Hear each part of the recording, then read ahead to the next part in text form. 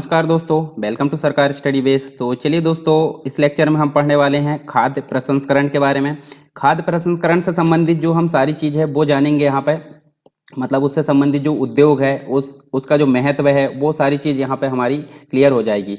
ठीक है, तो चलिए देख लेते हैं। ये हमारा लास्ट टॉपिक है, मतलब जो यूनिट 2 है, यूनिट 2 का ये लास्ट टॉपिक है। ठीक है, इसके बाद बहुत सारे टॉपिक तो है भारतीय ज्योग्राफी में, मतलब भारतीय भूगोल में, परंतु वो हमारे सिलेबस में नहीं देखने को मिलेंगे। पर जब हमारा सिलेबस पूरा कंप्लीट हो जाएगा तो उसके बाद हमारे जो बचे टॉपिक हैं, मतलब जो एक्स्ट्रा टॉपिक रहते हैं, प्री के हिसाब से हम देख लेंगे वहाँ पे, तो कोई दिक्कत नहीं है। अभी हम सिलेबस के अनुसार चलते हैं, फिर बाद में हम सारी चीज़ें और कवर कर लेंगे जो बची हुई है। ठीक है, तो अभी हम इसको कवर करते हैं, इसके बाद हमारा जो है यूनिट 3 स्टार्ट होगी। तो चलिए देख लेते हैं यहाँ खाद्य प्रसंस्करण उद्योग या खाद्य प्रसंस्करण के बारे में हम देखने वाले हैं सबसे पहले। तो इससे संबंधित कुछ चीज़ें हम जान लेते हैं। पहले देखिए खाद्य प्रसंस्करण का जो संबंध है हमको शुरू से ही देखने को मिलता है। शुरू से मतलब जो प्रागैतिहासिक काल था, इतिहास का सबसे शुरुआती काल जिसे हम बोलते हैं, उससे है इसका संबंध। और एक प्रकार से जो घटना है, एक प्रकार से जो अपरिष्कृत, मतलब परिष्कृत मतलब सही, और अपरिष्कृत जो प्रसंस्करण, उसमें एक प्रकार से देखें तो काटना, किण्वन करना, एक प्रकार से धूप में सुखाना, नमक में एक प्रकार से परिरक्षण करना, विभिन्न प्रकार से पकाना, जैसे जो थे एक प्रकार से भूनना है, धुएं में पकाना है, भाप में पकाना, ये सभी यहाँ पे शामिल था पुराने समय में, हम देख सकते हैं। नमक का परिरक्षण विशेष रूप से जो योद्धा है, योद्धा मतलब जो युद्ध लड़ते थे, नाविक थे, ठीक है, उनके आहार संबंधी जो खाद्य पदार्थ थे उनके लिए सामान्य था। इन तरीकों के अस्तित्व साक्ष्य एक प्रकार से अगर देखें तो हमको मुख्य रूप से देखने को मिलते हैं, जैसे ग्रीक लोग आए थे। ठीक है, इसके अलावा जो मिस्र वासी थे, ग्रीक और मिस्र, रोमन सभ्यता, और साथ साथ यूरोप, उत्तरी अमेरिका, दक्षिण अमेरिका और एशिया के जो लेखन है उसमें हमको इस प्रकार की चीज़ें देखने को मिलती है, लेखन में मौजूद है। इसके अलावा 19वीं और 20वीं सदी में हमको कुछ घटनाएं देखने को मिली, जिसके कारण भी हमको देखने को मिलता है जो फूड प्रोसेसिंग है उससे संबंधित। तो जैसे आधुनिक जो प्रसंस्करण है, आधुनिक खाद्य प्रसंस्करण प्रौद्योगिकी जो टेक्नोलॉजी, उसको बड़े पैमाने पर सेना की जरूरतों को पूरा करने के लिए विकसित किया गया।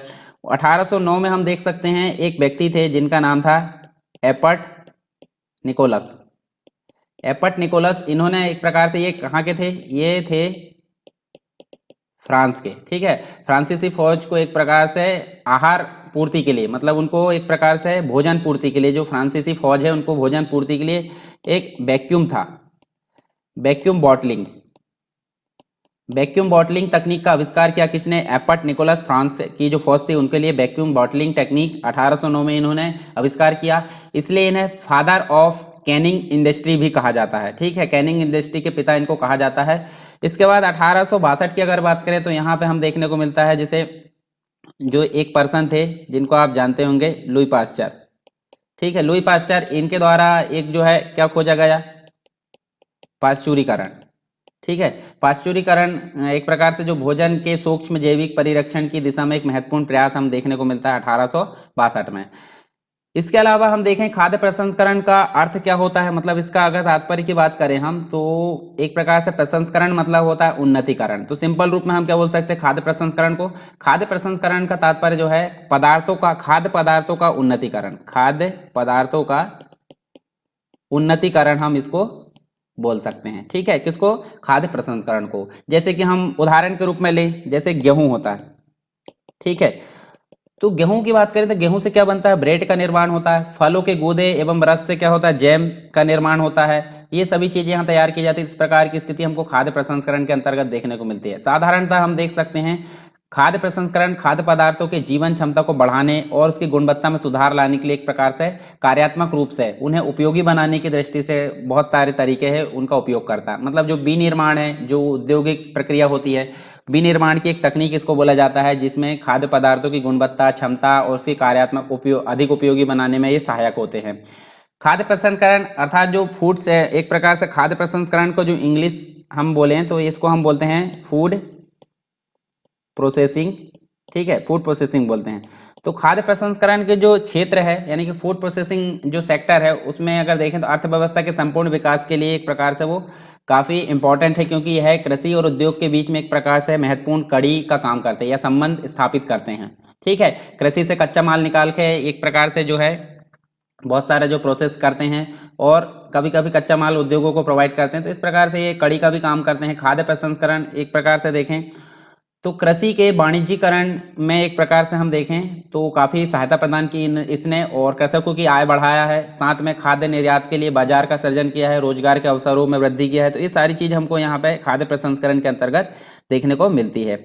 अब भारत में खाद्य प्रसंस्करण से संबंधित जो उद्योग है उनकी संभावना के बारे में बात कर लेते हैं। यानी कि भविष्य में अगर देखें तो फूड प्रोसेसिंग इंडस्ट्री की जो स्कोप है वो इंडिया के अंतर्गत वो क्या हो सकते हैं। तो भारत का जो है एक प्रकार से देखें, भारत का खाद्य प्रसंस्करण जो उद्योग है एक प्रकार से यहाँ पे हम देखें उत्पादन जो है, साथ में हम देख सकते हैं खपत है, उसके बाद निर्यात है और विकास। ठीक है, खाद्य जो है एक प्रकार से भारत का जो खाद्य प्रसंस्करण है उद्योग उत्पादन, खपत, निर्यात और विकास की संभावना की दृष्टि से विश्व का सबसे बड़ा उद्योग इसको बोला जाता है। पहले क्या था, पहले जो खाद्य प्रसंस्करण था वो काफ़ी सीमित मात्रा में था। मतलब हम बोल सकते हैं पदार्थों की पैकेजिंग और उसके परिवहन तक ही सीमित था, सिर्फ पैकेजिंग तक सीमित था। ठीक है, और साथ में उसको एक जगह दूसरी जगह ले जाने तक सीमित था।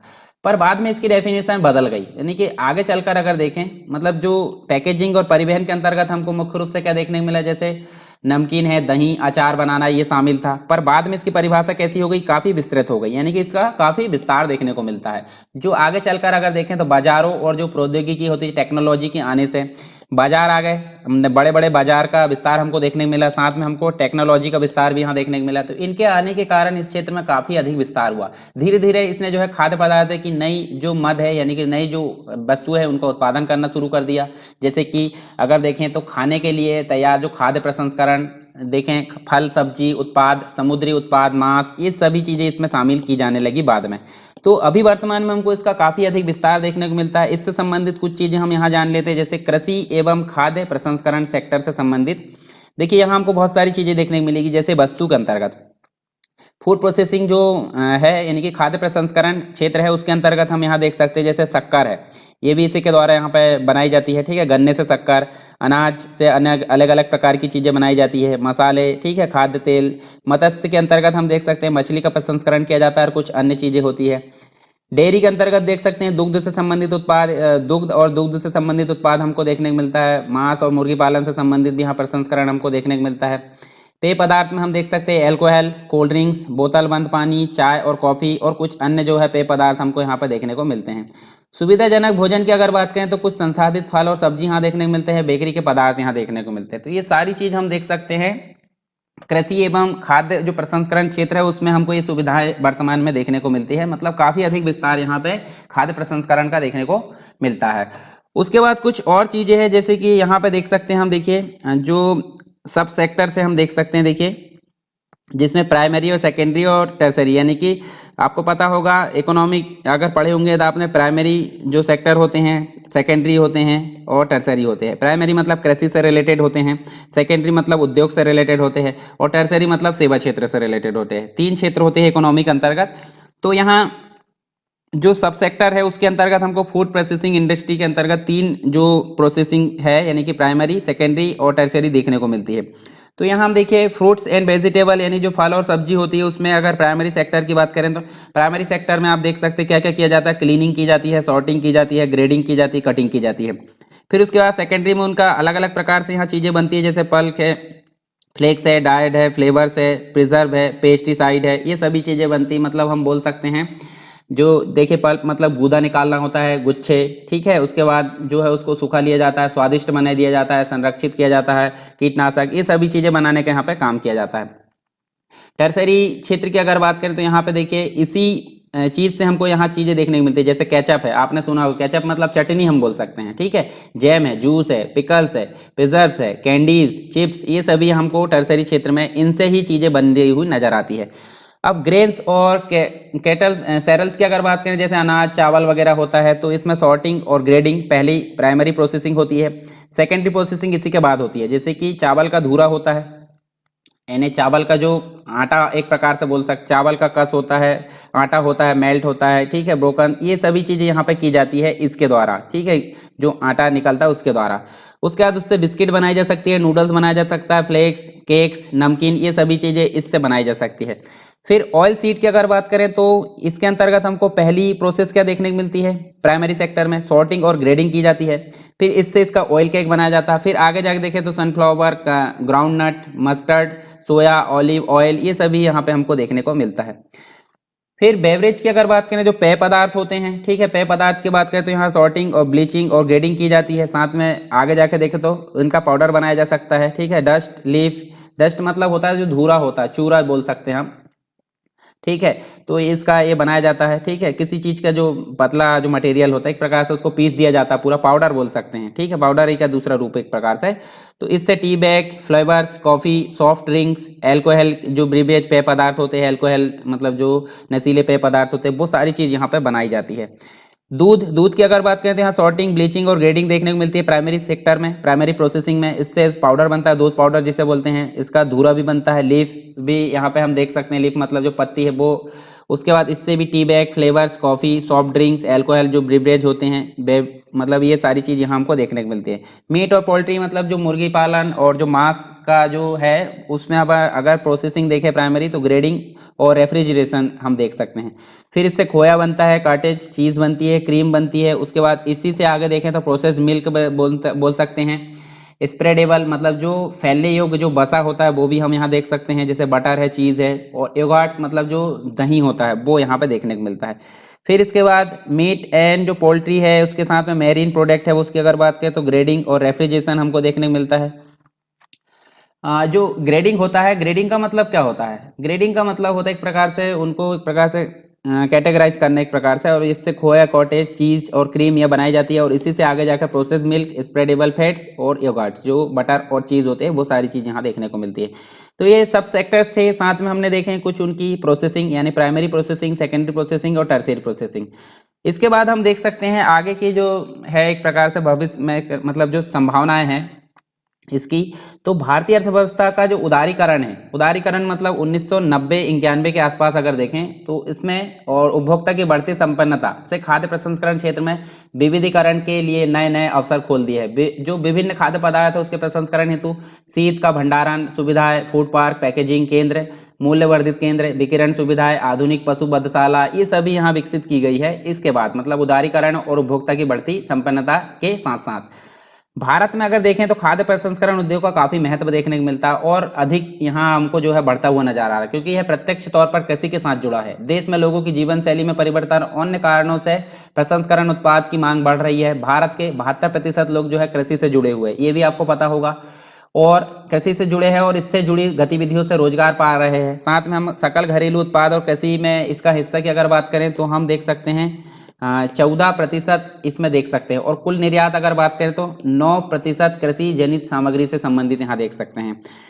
भारत के कुछ प्रमुख उत्पादक जो है उसके होने के बावजूद, एक प्रकार से भारत जो है इसका प्रमुख उत्पादक होने के बावजूद विश्व खाद्य बाजार में इसकी हिस्सेदारी मात्र 2% है। अब 2% क्यों है? भारत में प्रसंस्करण का स्तर 8% के अत्यंत निचले स्तर पर देखने को मिलता है, जबकि विकासशील देशों की अगर बात करें तो विकासशील में हमको, या विकसित देशों में हमको 60% देखने को मिलता है। क्यों? क्योंकि वहाँ अधिक मतलब एक प्रकार से टेक्नोलॉजी, जो भी संसाधन या प्रयोग किए जाते हैं वो काफ़ी उन्नत किस्म के होते हैं, ठीक है।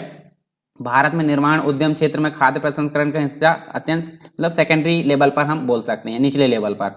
उसके बाद भारत में खाद्य प्रसंस्करण के विस्तार हेतु भारत सरकार के द्वारा जो है एक खाद्य प्रसंस्करण मंत्रालय की यहाँ पे मतलब एक प्रकार से गठन किया गया।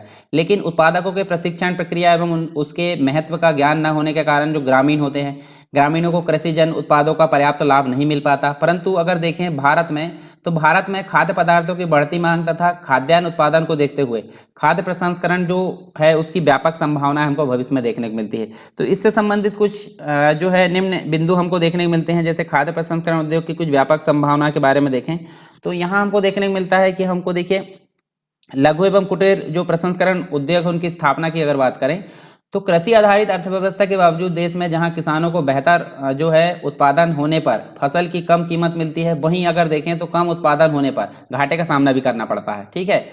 तो यहाँ देखिए अधिक उत्पादन हुआ तो कम कीमत मिल रही है, और अगर कम हुआ तो घाटे का सौदा करना पड़ रहा है। तो भारत में किसान कृषिजन्य खाद्य एवं अखाद्य उत्पादों के लिए एक प्रकार से लघु एवं कुटीर जो प्रसंस्करण उद्योग है उनकी स्थापना यहाँ पे स्थापित करने के लिए जरूरी है, और उससे उनको बेहतर आय अर्जित हो सकती है।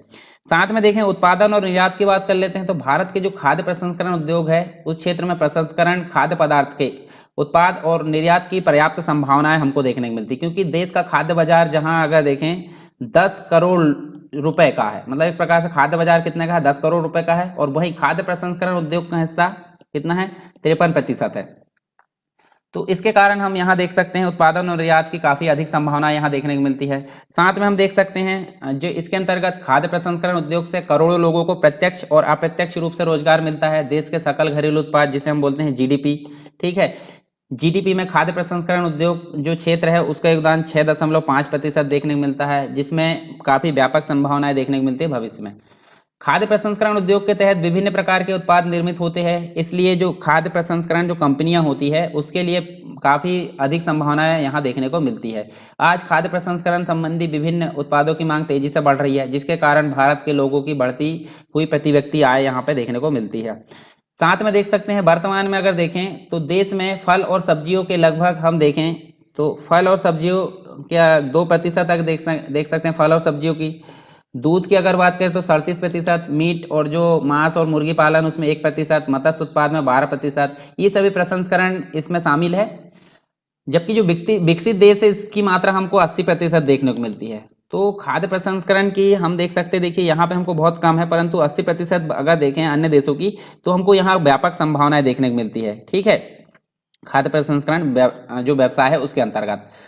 सरकार ने हाल ही में क्या हुआ, मतलब एक प्रकार से देखें तो इस क्षेत्र में संयुक्त उद्यम जो है यानी कि सरकारी जो उद्योग होते हैं विदेशी सहयोग और विदेशी प्रत्यक्ष निवेश जो एफडीआई होता है उसकी अनुमति प्रदान की है, तथा मतलब जो बाहर की कंपनियां हमारे यहाँ निवेश कर सकती है। इसके कारण यहाँ विकास के लिए अनेक योजनाएं कार्यान्वित की जा रही है और खाद्य पार्क जो फूड पार्क होते हैं, पैकेजिंग केंद्र होते हैं, एकीकृत प्रशीतन जो सुविधा होती है, ये काफ़ी उल्लेखनीय प्रयास यहाँ देखने को मिलता है, ठीक है। मतलब इस उद्योग में 100% तक विदेशी जो निवेश है, प्रत्यक्ष विदेशी निवेश की अनुमति प्रदान कर दी गई है। तो काफ़ी व्यापक संभावना इस प्रकार से हम देख सकते हैं। नेक्स्ट अगर बात करें, भारत सरकार ने जो है इस क्षेत्र में निवेश को बढ़ावा दिया है। मतलब जो भारत है, भारत के अंतर्गत तो मूलभूत संरचना है और अनुसंधान एवं विकास में कम निवेश की चुनौती अभी भी बनी हुई है, और परंतु अगर देखें तो इस क्षेत्र में उभरती हुई संभावना को देखते हुए भारत सरकार जो है इसमें निवेश को बढ़ावा दे रही है। इसके अलावा जो खाद्य प्रसंस्करण क्षेत्र है उसको बढ़ावा देने के लिए भारत सरकार ने एक कार्य योजना जो विजन है 2015 को अंतिम रूप दिया था, ठीक है, जिसका उद्देश्य क्या था, जल्दी खराब होने वाली जो खाद्य सामग्री है उसके लिए प्रसंस्करण स्तर को 6 से बढ़ाकर 20% तथा वैश्विक खाद्य व्यापार में इसकी हिस्सेदारी 1.6 से बढ़ाकर 3% करना इसका मुख्य लक्ष्य था। किसका, कार्य योजना विजन 2015। इसके अलावा अगर देखें तो प्रसंस्कृत जो खाद्य पदार्थ उत्पादों की मांग है वो काफ़ी बढ़ रही है। जैसे कि अगर बात करें, खाद्य प्रसंस्करण एक प्रकार से महत्वपूर्ण उद्योग है क्योंकि यह प्रत्यक्ष तौर पर कृषि से जुड़ा हुआ है। इसमें कुल जनसंख्या जो है 70% देख सकते हैं हम, इसका भाग इसको रोजगार मिल रहा है और इसमें किसी भी प्रकार की छटनी की गुंजाइश नहीं होती। लोगों की जीवन शैली में परिवर्तन और अन्य कारणों के कारण यहाँ पे जो है काफ़ी इसकी मांग बढ़ रही है। तो ये हमने देखे कुछ व्यापक संभावनाएं थी। अब खाद्य प्रसंस्करण उद्योग का कुछ महत्व देख लेते हैं जो कि हमारे लिए काफ़ी इंपॉर्टेंट है।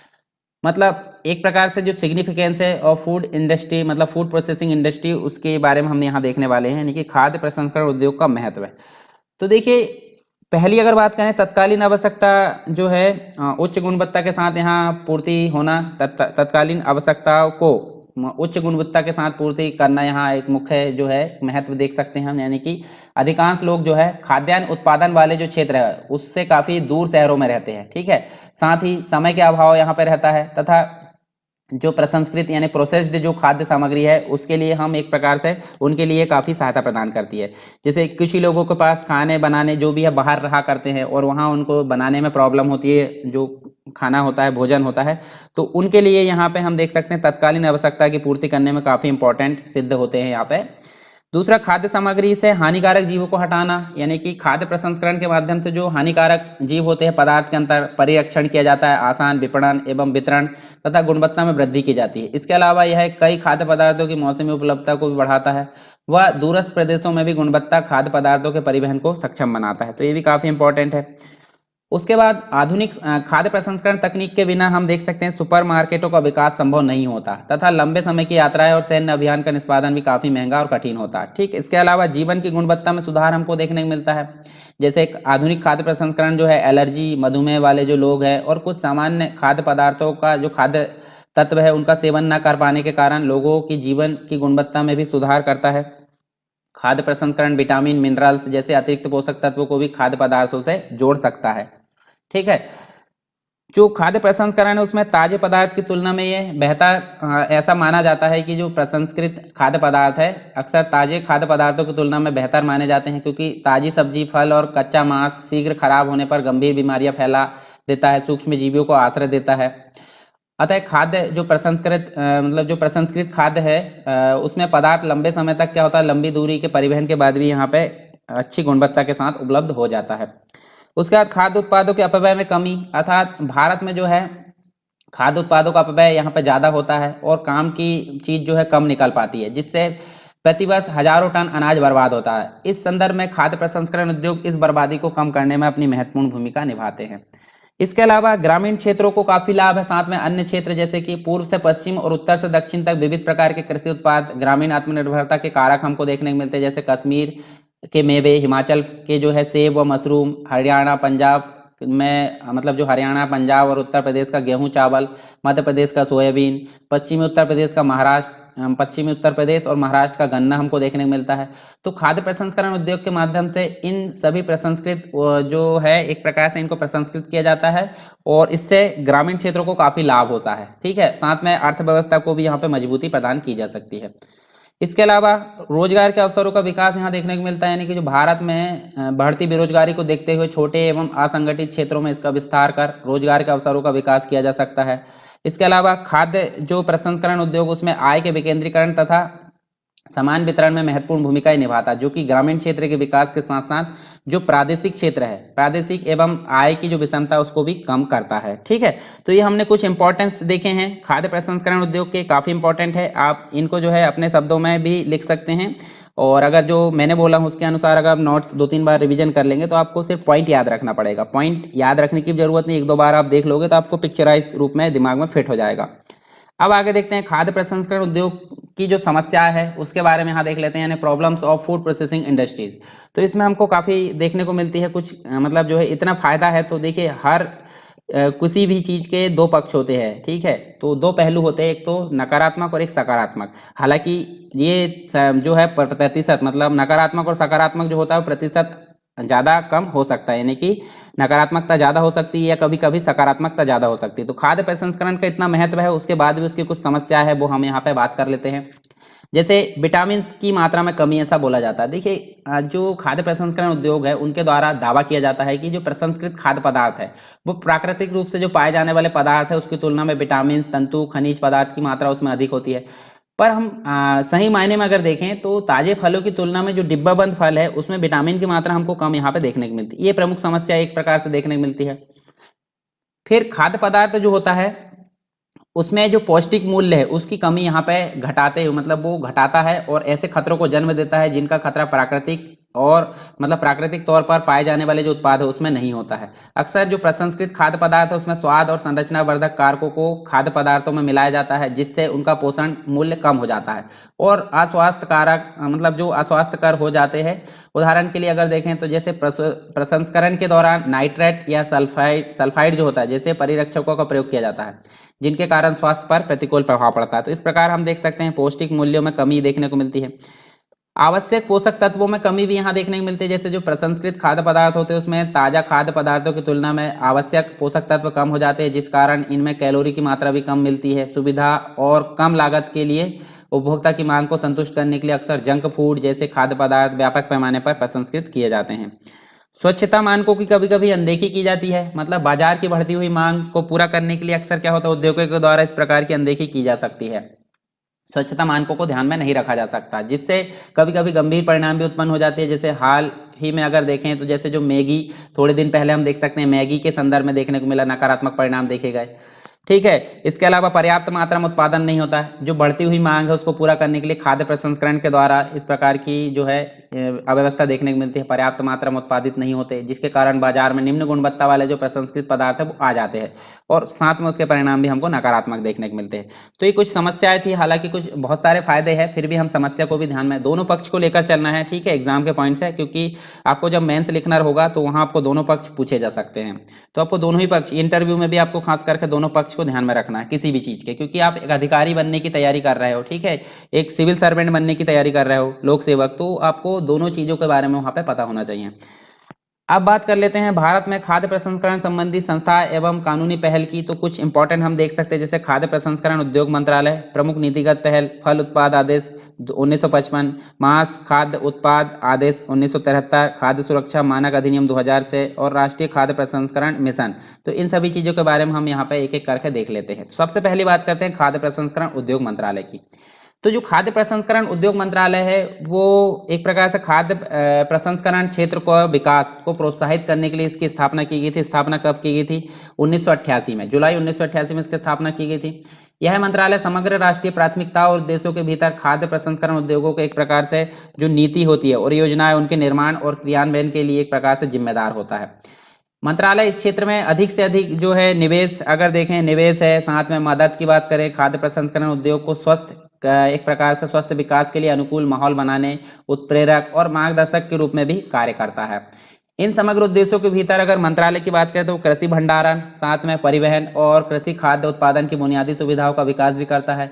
प्रसंस्करण में आधुनिक प्रौद्योगिकी का जो है प्रयोग करके, आधुनिक जो टेक्नोलॉजी है उसका प्रयोग उत्पाद एवं प्रक्रिया के विकास के लिए अनुसंधान और विकास को भी प्रोत्साहित और उसको समर्थन देने में काफ़ी महत्वपूर्ण भूमिका निभाता है खाद्य प्रसंस्करण उद्योग मंत्रालय।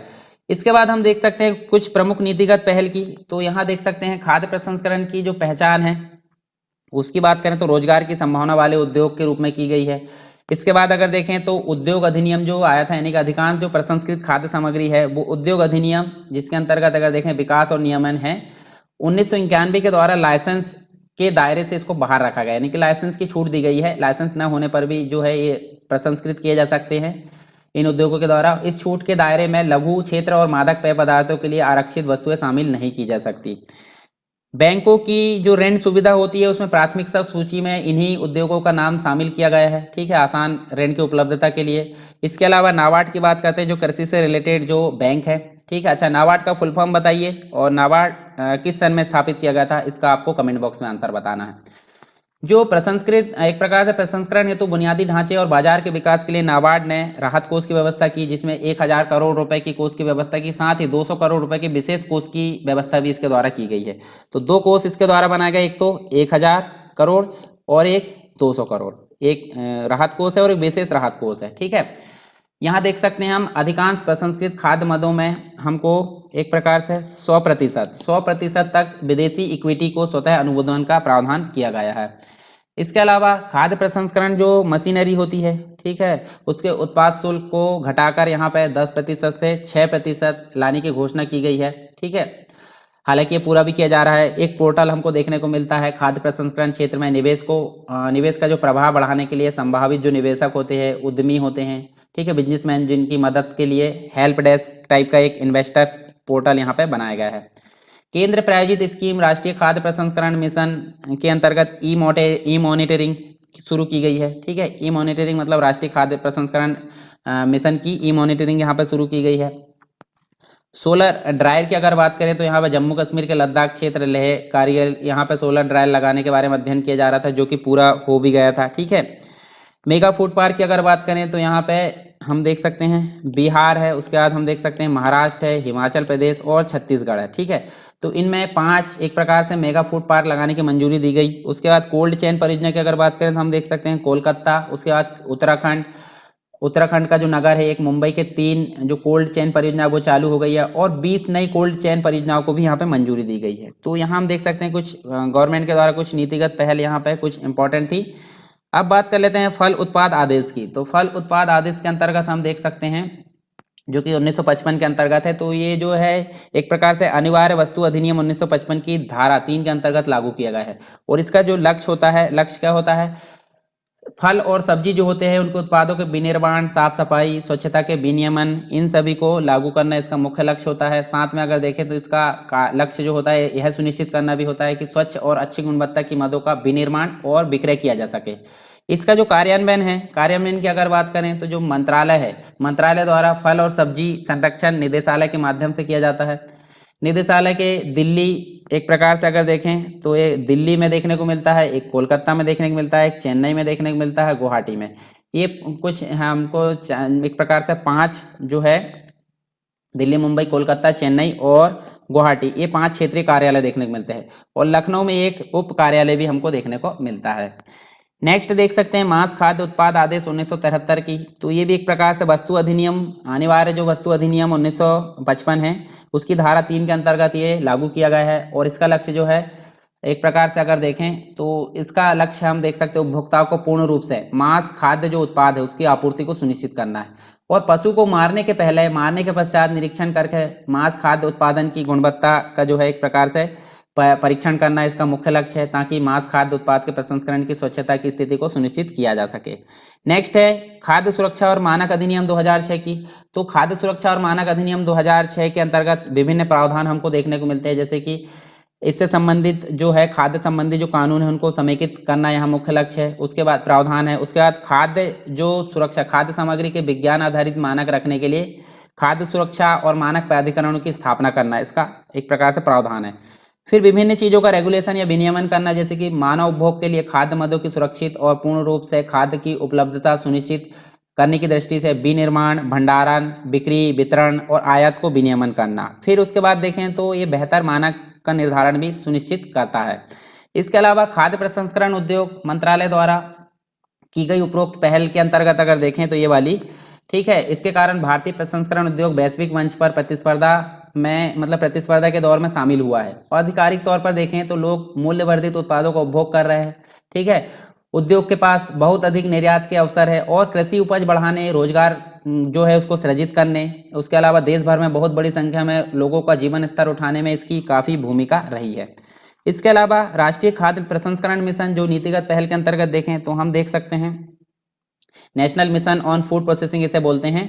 तो कृषि के बाद अगर देखें तो खाद्य प्रसंस्करण एक ऐसा क्षेत्र है जो सर्वाधिक श्रमिकों को रोजगार देने का काम कर रहा है। ठीक है, इसे ध्यान में रखते हुए केंद्र सरकार ने क्या किया, अगर देखें तो जो वित्त वर्ष 2012-13 था उसमें राज्य सरकारों के सहयोग से राष्ट्रीय खाद्य प्रसंस्करण मिशन जिसे हम NMFP बोलते हैं, NMFP का प्रस्ताव यहाँ पे पारित किया गया और प्रस्ताव में कहा गया एक प्रकार से कि जो स्थानीय आवश्यकता है उसके अनुसार बेहतर सुविधाएं उपलब्ध कराने के लिए केंद्र सरकार द्वारा प्रायोजित राष्ट्रीय खाद्य प्रसंस्करण नामक एक जो है नई योजना की शुरुआत की गई। ठीक है, ये खाद्य प्रसंस्करण मिशन एक प्रकार से ये नई योजना है, इसकी शुरुआत की गई, शुरू की जाएगी, एक प्रकार से यहाँ प्रस्ताव पास किया गया। और इस मिशन की उपयोगिता को देखते हुए हम देख सकते हैं जो 12वीं पंचवर्षीय योजना आई थी। अच्छा, 12वीं पंचवर्षीय योजना का ड्यूरेशन आपको बताना है कब से कब तक ये रही। ठीक है, तो इसका ड्यूरेशन आपको बताना आखिरी पंचवर्षीय योजना थी और इसने जो है इसके अंतर्गत अगर देखें तो खाद्य प्रसंस्करण मिशन को जारी रखने को मंजूरी प्रदान करते हुए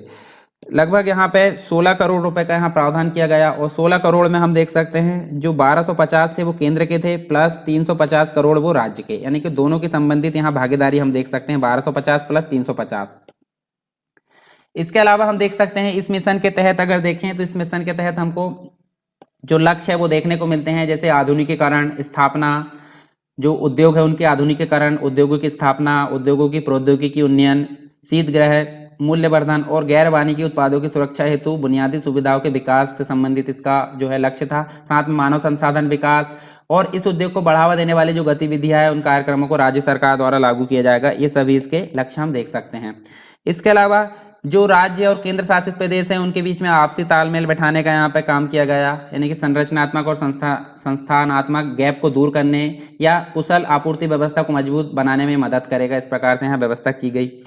राष्ट्रीय खाद्य प्रसंस्करण मिशन की निगरानी और इसे मार्गदर्शन प्रदान करने के लिए एक प्रकार से केंद्रीय कृषि एवं खाद्य प्रसंस्करण मंत्री की अध्यक्षता में एक राष्ट्रीय खाद्य प्रसंस्करण विकास परिषद जिसे हम बोल सकते हैं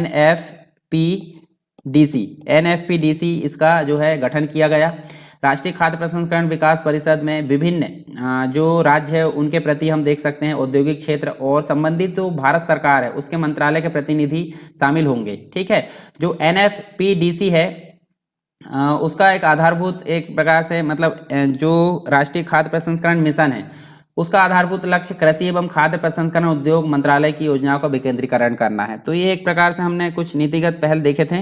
अब बात कर लेते हैं हम फूड पार्क के बारे में। ठीक है, फूड पार्क की अगर बात करें तो आपको अलग अलग क्षेत्र में देखिए भारत के अंतर्गत आप देख सकते हैं यहाँ पे, तो ये कंप्लीट रूप से देखिए आपको हरियाणा में देखने को मिलेगा, बिहार में, मध्य प्रदेश में, उड़ीसा में, आंध्र प्रदेश, तमिलनाडु, उसके बाद केरला की बात करें तेलंगाना, ना साथ में देखें महाराष्ट्र में देख सकते हैं, गुजरात में और पंजाब में अलग अलग ये नाम भी आप देख सकते हैं कहाँ कहाँ ये फूड पार्क जो है यहाँ पे स्थापित किए गए हैं।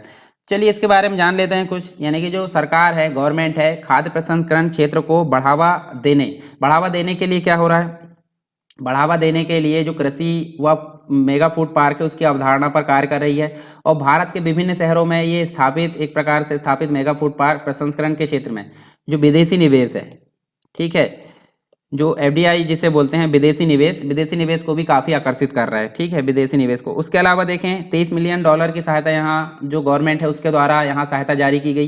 देश में अगर देखें तो 50 मेगा फूड पार्क की मंजूरी दे दी गई है अभी तक, ठीक है। इस उद्योग को प्रोत्साहित करने के लिए 11वीं जो पंचवर्षीय योजना आई थी उसमें मेगा फूड पार्क स्कीम प्रारंभ की गई थी और 30 पार्कों की मंजूरी दी गई थी। तो पहला फूड पार्क हमको कहाँ देखने को मिलता है, पहला फूड पार्क हमको आंध्र प्रदेश में देखने को मिलता है। तो आंध्र प्रदेश कहाँ पे ये देख सकते हो, और कुछ अन्य आप देख सकते हैं इधर अन्य जो क्षेत्र है वहाँ पे भी मेगा फूड पार्क देखने को आपको मिलेंगे।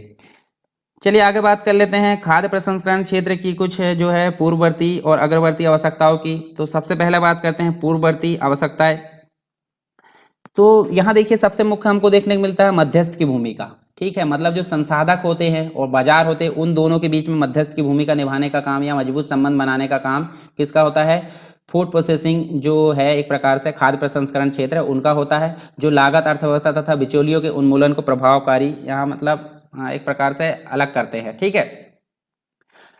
प्रसंस्करण उत्पादों का उचित विपणन सुनिश्चित करने के लिए एक प्रकार से एक शीर्ष निकाय की यहाँ स्थापना के साथ विपणन नेटवर्क की स्थापना की गई। और जो विश्व व्यापार संगठन उसमें चुनौतियों का सामना करने के लिए बड़े पैमाने पर निर्यात प्रारंभ करने के लिए बुनियादी सुविधाओं और गुणवत्ता के साथ विपणन क्षमताओं का विस्तार करना इसके अंतर्गत हम पूर्ववर्ती आवश्यकता में देख सकते हैं।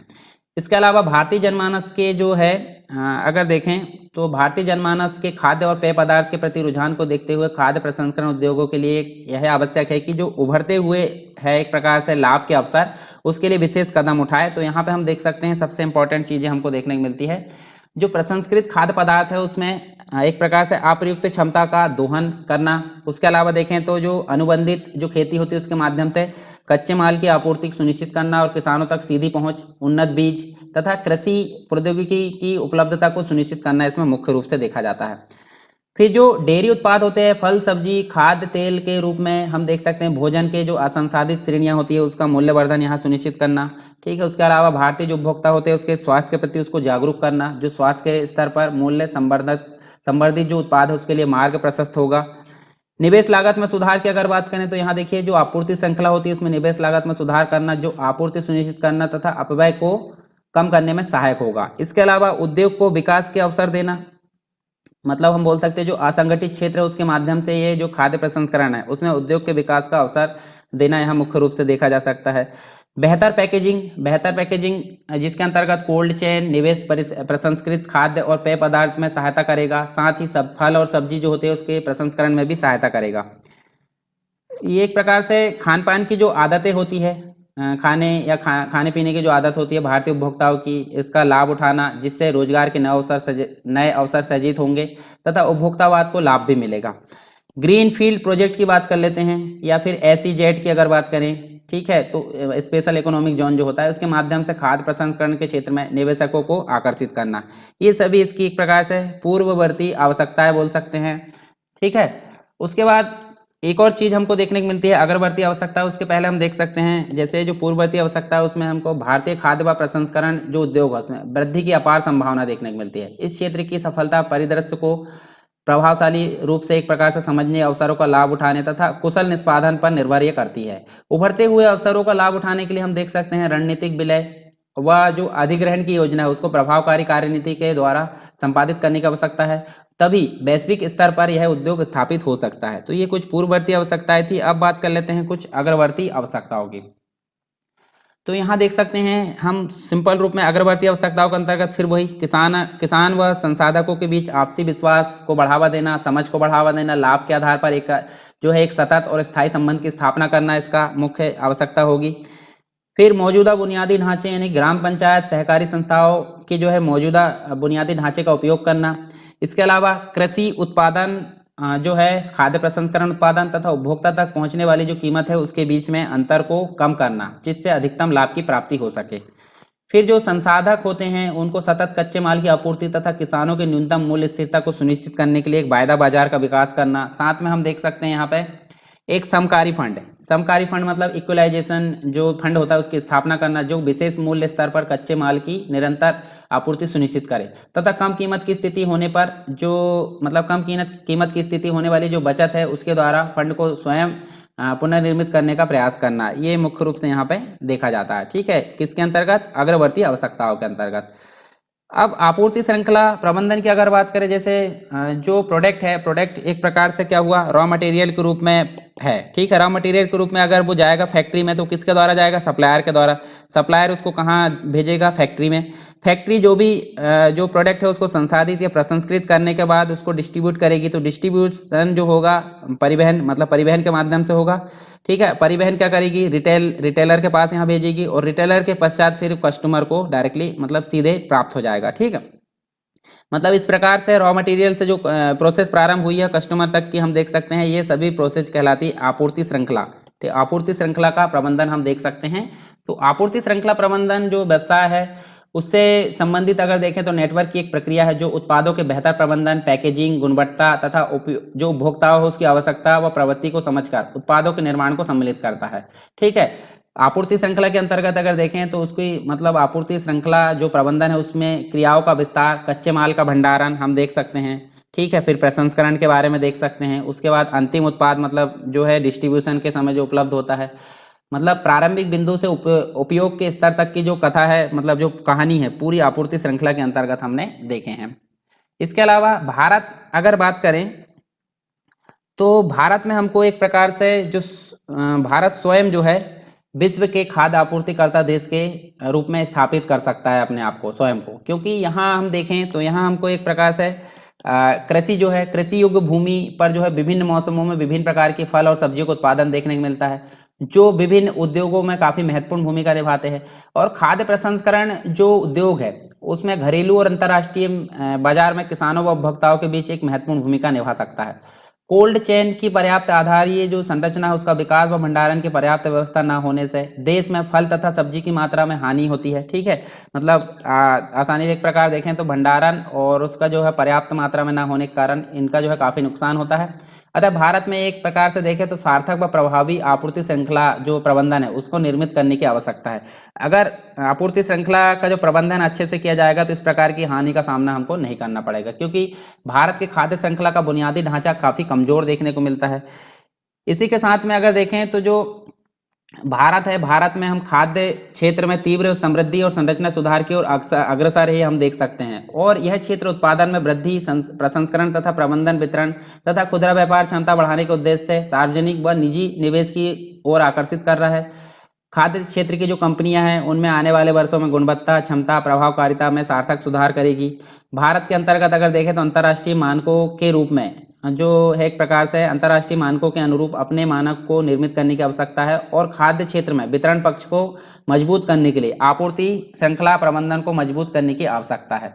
इसके अलावा अगर देखें हम खाद्य क्षेत्र की, ठीक है, जो खाद्य क्षेत्र है, खाद्य क्षेत्र से संबंधित जो उद्योग है उसकी मतलब जो उद्योग है उनको एक प्रकार से ऐसी नीति तथा संस्थाओं का निर्माण करना होगा जो उत्पादों को अधिकतम मूल्य प्रदान कर सके, वह छोटे किसानों के हितों का संरक्षण भी कर सके, साथ ही उपभोक्ताओं की मांग के अनुरूप उत्पाद की मांग व आपूर्ति के मध्य संतुलन स्थापित कर सके। मतलब किसी एक पक्ष को यहाँ पे बढ़ावा नहीं, मतलब यहाँ पे बात की जा रही है संतुलन की। ठीक है, तो संतुलन यहाँ पे निर्मित की जा सके। और आपूर्ति प्रबंधन जो श्रृंखला है, आपूर्ति श्रृंखला प्रबंधन प्रत्येक क्षेत्र में उपयोगी है, किंतु खाद्य प्रसंस्करण उद्योग में कृषक से उत्पाद प्राप्ति के साथ उसके प्रसंस्करण, भंडारण, पैकेजिंग, वितरण, निर्यात तथा उपभोक्ताओं के खाद्य के प्रति बदलती मनोवृत्ति महत्वपूर्ण होती जा रही है। तो इसके कुछ इंपॉर्टेंट तत्व हम देख सकते हैं, जैसे खाद्य संगठक और कच्चा माल जो कि हमने यहाँ देखे थे। ठीक है, यहाँ आप ये वाला जो डायग्राम है, ये वाला डायग्राम आप याद रखोगे। ठीक है, तो आपको ये श्रृंखला मतलब याद रखने की जरूरत नहीं। तो इसमें देखिए खाद्य संगठक, कच्चा माल, फिर खाद्य का उत्पादन होता है, फिर परिवहन और भंडारण होता है, और फिर उसके बाद रिटेलर के द्वारा आपूर्ति श्रृंखला की कुशलता से यहाँ मतलब जो है भूमिका निभाई जाती है। ठीक है, तो ये देख सकते हैं, देखिए लॉजिस्टिक मतलब पैकेजिंग है, कंजप्शन है, पैकेजिंग है, लॉजिस्टिक है, डिस्ट्रीब्यूशन है। तो ये 4 प्रोसेस सप्लाई चेन के अंतर्गत, जो आपूर्ति श्रृंखला उसके अंतर्गत हमको देखने को मिलती है। इसके कुछ प्रबंधन के उद्देश्य हम देख सकते हैं। तो ये देखिए, जैसे आपूर्ति श्रृंखला जो है उसके प्रबंधन की मूल धारणा को समझना, जो खाद्य प्रसंस्करण के क्षेत्र में क्या हो, अधिक उपयोगी हो। रणनीतिक निर्णय में वृद्धि करना, मतलब जो विश्लेषणात्मक एवं समन्वित दृष्टिकोण से के द्वारा क्या हो, जो रणनीतिक निर्णय है उसमें वृद्धि करना। उसके बाद घरेलू व निर्यात के संबंध में उपभोक्ताओं की बदलती आवश्यकताओं को समझना भी यहाँ मुख्य रूप से देखा जाता है। व्यापार के क्षेत्र में अगर देखें तो व्यापार के क्षेत्र में आपूर्ति श्रृंखला के मुद्दों का एक प्रकार से जो है एक प्रकार समन्वय के मुद्दों को समझना यहाँ मुख्य रूप से देखा जाता है। खुदरा व्यापार और वितरण को यहाँ पे मैनेज करना, कृषि का प्रसंस्करण एवं मूल्य वृद्धि, उसके बाद नीति निर्माण की बात कर लेते हैं और उसको नियंत्रण वातावरण निर्मित करना, उत्पादन क्षमता में वृद्धि करना, गुणवत्ता का प्रबंधन करना और सूचना प्रबंधन करना, ये सभी इसके अंतर्गत यहाँ पे देखे जाते हैं। इसके अलावा जो रसद आपूर्ति, जो पैकेजिंग है, मतलब जो लॉजिस्टिक वाला जो है होता है, परिवहन होता है, वस्तु सूची, उनका भी प्रबंधन करना यहाँ पे देखा जाता है। एक आधारभूत संरचना के मुद्दे जैसे कोल्ड चेन को भी यहाँ पे विकसित करना है, ये सभी आपूर्ति श्रृंखला प्रबंधन के अंतर्गत उद्देश्य के रूप में शामिल किए जाते हैं। अब बात कर लेते हैं आपूर्ति श्रृंखला की कुछ चुनौतियां हम देख सकते हैं। ठीक है, तो जैसे उपभोक्ताओं की सेवाओं से संबंधित यहाँ काफ़ी चुनौती होती है। उसके बाद मूल्य नियंत्रण जो होता है, मूल्य नियंत्रण, इनमें संतुलन बनाना। उसके अलावा देखें तो योजना और जोखिम में नियंत्रण करना। साथ में हम खाद्य का उत्पादन से संबंधित चुनौती यहाँ देखने को मिलती है और प्रतिभाव का जो निर्माण, मतलब एक प्रकार से जो क्वालिटी वाले जो पर्सन है और प्रशिक्षण, उनका निर्माण में भी काफ़ी यहाँ पे चुनौती देखने को मिलती है।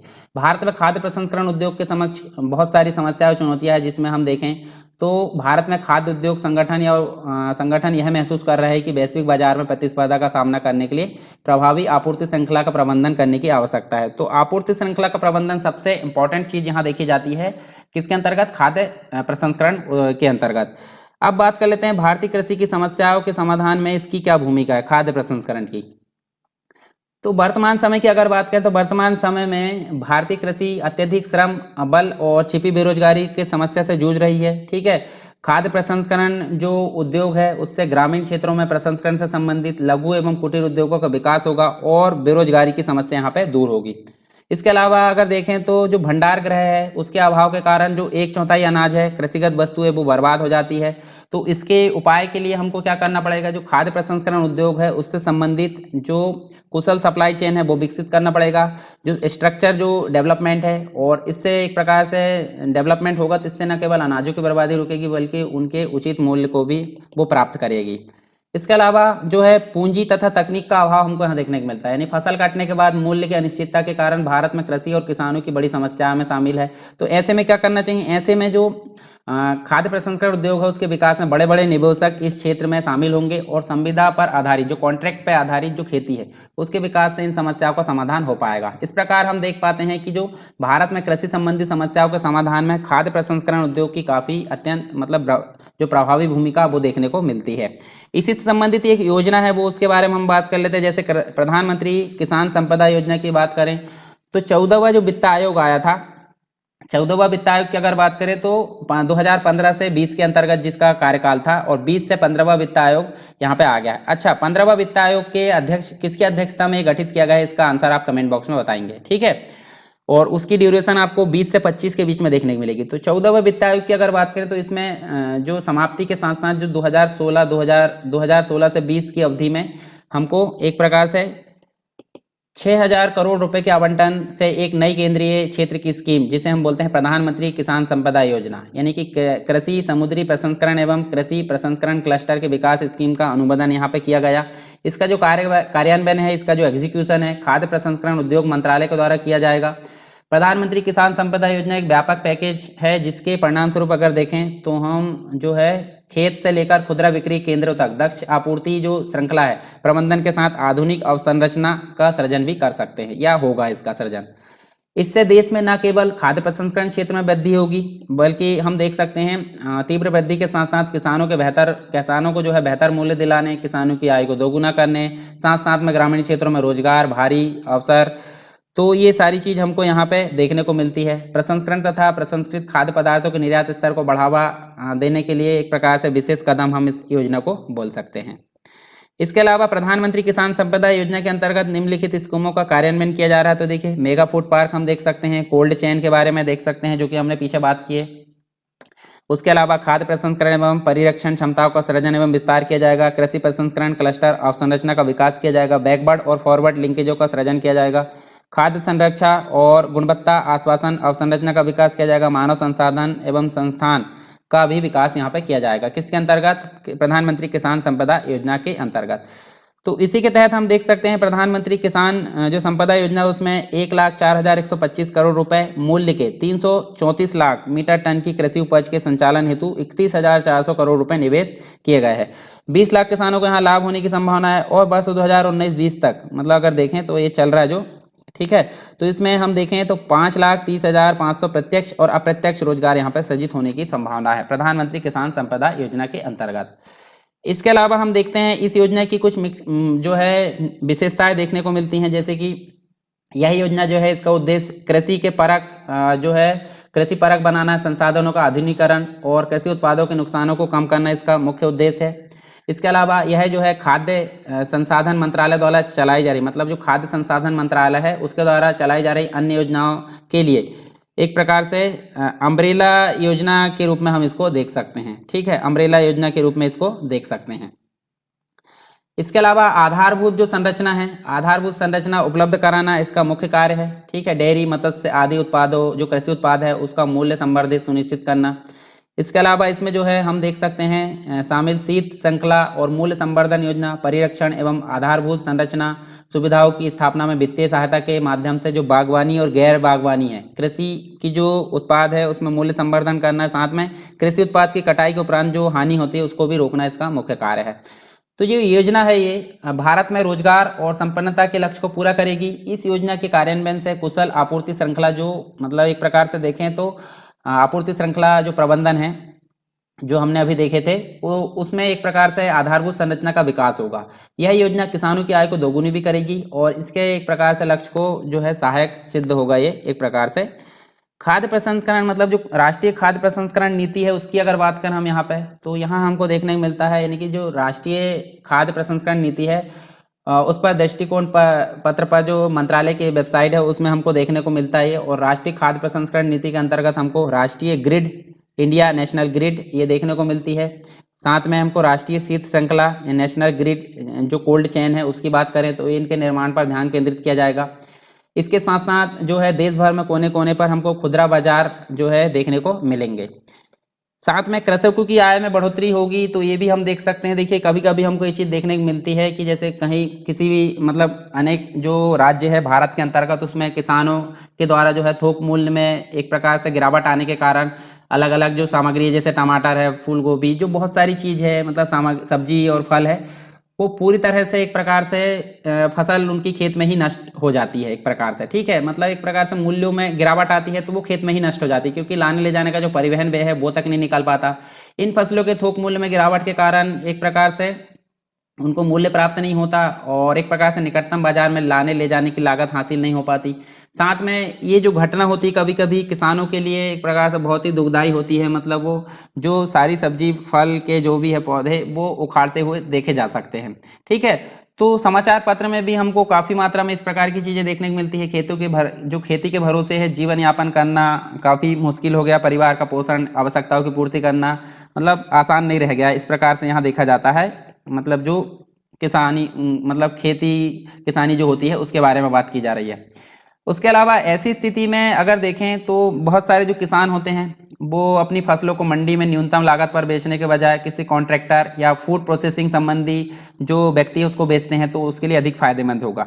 तो हम देख सकते हैं फूड प्रोसेसिंग जो सेक्टर है वो अगर बीच में आ जाए तो किसानों को काफ़ी फायदा होगा। मतलब इस प्रकार की समस्या हमको यहाँ पर देखने को नहीं मिलेगी। ठीक है, अब यहाँ देख सकते हैं हम जैसे पूरे देश में जो किसानों की एक प्रकार से देखें तो जो मैंने पीछे बात किया था कि जो अच्छे दाम न मिलने के कारण वो अपने फसलों को उखाड़ देते हैं, तो ये एक प्रकार से देश के लाखों किसानों के साथ ये समस्या देखने को मिलती है। जैसे कर्नाटक में ये समस्या, ठीक है, महाराष्ट्र में, मध्य प्रदेश में, ठीक है, कर्नाटक में टमाटर के किसान हम देख सकते हैं, उत्तर प्रदेश में आलू उत्पादक देख सकते हैं, मध्य प्रदेश में प्याज उत्पादक, ये सभी कहानी इनके साथ देखने को मिलती है। उचित दाम न मिलने के कारण ये नष्ट हो जाती है।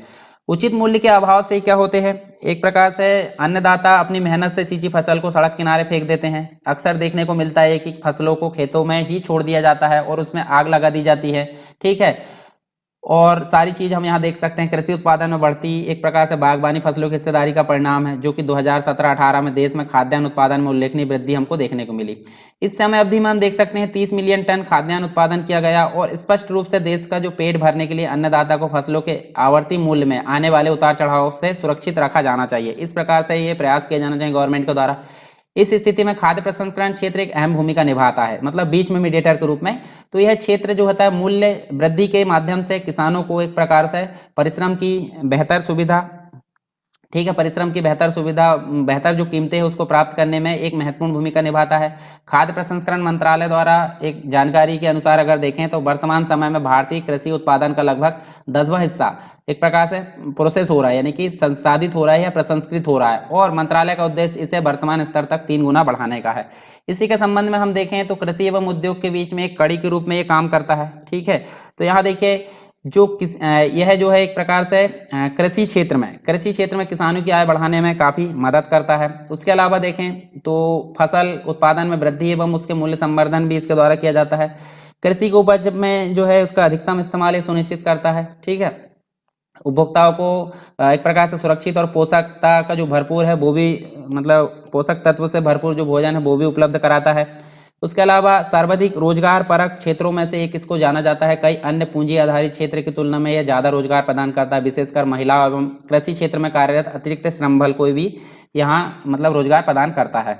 इसके अलावा कच्चे माल की आसान उपलब्धता, यानी कि जो उद्योग होते हैं उनके विकास में ये सहायता करता है। कच्चे माल की आसान उपलब्धता करने के पश्चात खाद्य प्रसंस्करण क्षेत्र एक प्रकार से खुद एक बड़ा उद्योग है। यह देश के कुल खाद्य बाजार में 32% का हिस्सेदार है और उत्पादन, खपत, निर्यात और संभावित वृद्धि के मामले में 5वें स्थान पर यह देश के सबसे बड़े उद्योगों में से एक माना जाता है। 2020 तक अगर देखें, 2020 जो अभी वर्तमान में चल रहा है, इसमें 100 अरब डॉलर होने की इसकी उम्मीद है, ठीक है। हालांकि अभी कोरोना के समय के काल की अगर देखें तो इसमें काफ़ी प्रभावित ही होगा, ठीक है। पर हम देख सकते हैं इसकी वृद्धि भी हम देखने को मिलती है, क्योंकि जहाँ तक अगर बात करें होटल और जो अन्य चीज़ें बंद है तो इसका एक प्रकार से इसके बढ़ावा भी मिला है। खाद्य प्रसंस्करण उद्योग की अगर बात करें तो इसके महत्व को देखते हुए सरकार ने इसके विकास की दिशा में कई कदम उठाए हैं, जैसे कि संपदा योजना हमने देखे अभी, किसान प्रधानमंत्री संपदा योजना, मेगा फूड पार्क की स्थापना, integrated cold chain, value addition infrastructure का निर्माण तथा 100% प्रत्यक्ष विदेशी निवेश की अनुमति गवर्नमेंट के द्वारा यहाँ पे दी गई है। मतलब काफ़ी महत्वपूर्ण कदम उठाए गए हैं इनके विकास के लिए। एक प्रकार अगर देखें तो खाद्य प्रसंस्करण क्षेत्र जो होता है कृषि उद्योग के बीच में कड़ी होने के साथ साथ स्वयं एक बड़ा उद्योग क्षेत्र भी है। इसमें बहुआयामी मतलब बहुत जो है बहुआयामी महत्व को देखते हुए सरकार को इसे बढ़ावा देने के लिए हर संभव प्रयास किया जाना चाहिए और अभी कर भी रही है। तो ये हमने देखें कृषि और उद्योग के बीच में एक कड़ी के रूप में ये काम करता है। तो ये सारी चीज़ हमारी खाद्य प्रसंस्करण से संबंधित यहाँ कंप्लीट हो गई है। एक बार हम देख लेते हैं हमने क्या क्या चीज़ें यहाँ पर पढ़े हैं, उसके बाद हम बात करेंगे जो नेक्स्ट मतलब एक प्रकार से हम जो यूनिट 3 स्टार्ट करेंगे उसके बारे में कुछ चीज़ें यहाँ देख लेंगे। तो चलिए यहाँ पे हम देख सकते हैं खाद्य प्रसंस्करण के बारे में हमने देखा, ठीक है, जो कि हम जो पुराने समय से जो है कैसे कैसे उसका विकास हुआ वो हम देख सकते हैं। प्राचीन समय में कैसी थी स्थिति, भारत में खाद्य प्रसंस्करण उद्योग की संभावनाएं हमने देखें, ठीक है। उसके बाद उसके प्रसंस्करण के सेक्टर देखें, अलग अलग क्षेत्र, वस्तु, मत्स्य, डेयरी, मांस एवं मुर्गी पालन, पेय पदार्थ, सुविधाजनक भोजन। इसके बाद हमने जो सब सेक्टर्स थे उनका प्राइमरी प्रोसेसिंग क्या होती है, सेकेंडरी और टर्शियरी यानी तीसरे नंबर पर प्रोसेसिंग, अलग अलग प्रकार के जो प्रोडक्ट है वो बनाए जाते हैं प्रसंस्करण के फलस्वरूप, वो हमने यहाँ पे देखें। फिर उसके बाद हमने देखें खाद्य प्रसंस्करण उद्योग की व्यापक संभावना के बारे में बात करें, उसका महत्व देखें, उसकी कुछ समस्याएं देखें और संबंधित संस्थाएं और कानूनी पहल देखें, ठीक है। उसके बाद हम देख सकते हैं यहाँ पे उसकी कुछ आवश्यकताओं के बारे में बात की, कुछ मेगा फूड पार्क देखें, पूर्ववर्ती और अग्रवर्ती आवश्यकताओं के बारे में यहाँ पर जाना, आपूर्ति श्रृंखला प्रबंधन के बारे में देखा। उसके बाद आपूर्ति श्रृंखला के तत्व देखें, उसके प्रबंधन के उद्देश्य देखें, उसके बाद आपूर्ति श्रृंखला की चुनौतियाँ देखें। फिर जो भारतीय किसान उसकी समस्या और समाधान की भूमिका, इसमें मतलब खाद्य प्रसंस्करण की क्या भूमिका रहेगी वो हमने यहाँ बात की है।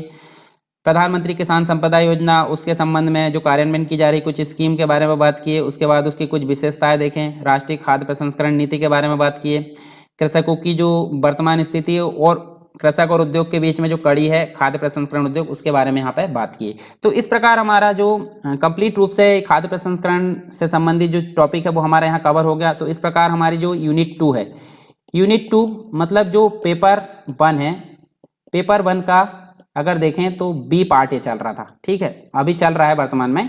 तो यूनिट 2 का पेपर 1 का मतलब जो यूनिट 2 है किसकी है, पेपर 1 के बी पार्ट की यूनिट 2 हमारी एंड हो चुकी है, जिसके अंतर्गत हमने पढ़े भारत का भूगोल।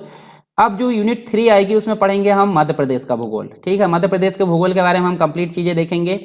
और उसके बाद हम जो नेक्स्ट जो आएगा हमारा वो आएगा जल संसाधन से संबंधित, तो हमने देख ली है जो टॉपिक वहाँ पे है। उसके बाद हम जो बाकी चीज़ें जैसे आपदा प्रबंधन से संबंधित चीज़ें वहाँ देखेंगे। उसके बाद हम जो 5th यूनिट है उसमें कुछ टेक्नोलॉजी क्षेत्र जो कि भूगोल के क्षेत्र में उपयोग की जाती है वो हम वहाँ पे बात करेंगे। तो इस प्रकार हमारा बी पार्ट खत्म हो जाएगा। और बी पार्ट खत्म होने के पहले ही कोशिश की जाएगी मेरे द्वारा कि मैं जो है अगला पेपर या तो पेपर 2 स्टार्ट किया जाएगा भारतीय राज्य व्यवस्था, या फिर पेपर 4 मेरे द्वारा स्टार्ट किया जाएगा, जिसके अंतर्गत आपको एथिक्स से देखने को मिलेगा, ठीक है, एथिक्स पढ़ेंगे हम यहाँ पे। उसके बाद हम हिंदी 5th पेपर पढ़ेंगे और 6th पेपर में आपको निबंध लेखन और कुछ पत्र लेखन से प्रारूप लेखन से संबंधित चीज़ें देखने को मिलेगी। तो धीरे धीरे हम जो है अब इसकी स्पीड बढ़ाने की कोशिश कर रहे हैं। अब मेरा प्रयास पूरा रहेगा, आपका प्रयास ये है कि आप जो है ज़्यादा से ज़्यादा लोगों को इस कोर्स से जोड़े, ताकि आप जो है मतलब आप भी सहभागी बने दूसरों की हेल्प करने में, ठीक है। फ्री में मतलब जो है आपको सारा सिलेबस कंप्लीट मिल रहा है यहाँ पे। अब आप उसको फ्री इसलिए नहीं मान सकते क्योंकि आपका टाइम दे रहा है आप, और आप एक नेट का जो मतलब जो चार्ज है वो दे रहा है। तो आपको मतलब आप फ्री नहीं समझना, फ्री इसलिए नहीं समझना क्योंकि बहुत सारा टाइम आपको लग रहा है पढ़ने में। तो आप फ्री ना समझे, फ्री की चीज़ें व्यर्थ होती है ऐसा बिल्कुल ना माने, फ्री की चीज़ें अच्छी भी हो सकती है, ठीक है। आप तुलना कर सकते हैं अन्य कोर्स से, मतलब अन्य जगह से। देखिए सभी जगह आपको पेड कोर्स मिलेंगे तो उनसे ये काफ़ी अच्छा है, ठीक है। तो इस प्रकार आप ये पढ़ सकते हैं रेगुलर। और लेक्चर कैसा लगा जरूर बताते रहे, लेक्चर अगर पसंद आता तो लाइक करते रहे और कमेंट जरूर करें, ठीक है, शेयर भी करते रहे। तो चलिए दोस्तों मिलते हैं नेक्स्ट लेक्चर में, तब तक के लिए जय हिंद।